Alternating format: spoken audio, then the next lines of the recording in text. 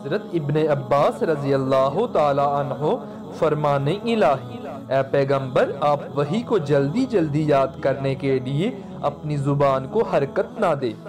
تفسیر بیان کرتے ہوئے فرماتے ہیں کہ رسول اللہ صلی اللہ علیہ وآلہ وسلم نزول وحی کے وقت بہت مشقت برداشت کرتے تھے اور آپ اکثر اپنے لب مبارک کو حرکت دیا کرتے تھے۔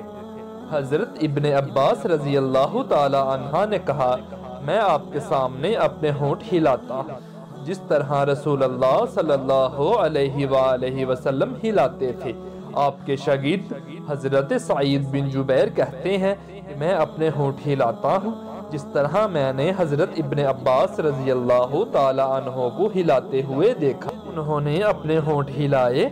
ابن عباس رضی اللہ تعالی عنہ نے کہا، اس پر اللہ نے یہ آیت نازل کی، اے نبی اس وحی کو جلدی جلدی یاد کرنے کے لیے اپنی زبان کو حرکت نہ دو، اسے جمع کرنا اور پڑھا دینا ہماری ذمہ داری ہے، یعنی آپ کے سینے میں محفوظ کر دینا اور پڑھانا ہمارا کام ہے۔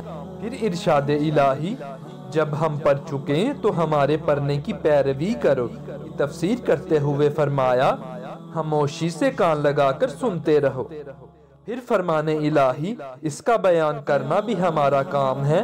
تفسیر کرتے ہوئے فرمایا، پھر اس کا مطلب سمجھا دینا بھی ہماری ذمہ داری۔ ان آیات نزول کے بعد جب جبرائیل علیہ السلام آپ کے پاس آ کر قرآن سناتے تو آپ کان لگا کر سنتے رہتے۔ جب وہ چلے جاتے تو وعدہ الہی کے مطابق اس طرح پڑھتے جس طرح حضرت جبرائیل علیہ السلام نے پڑھا ہوتا۔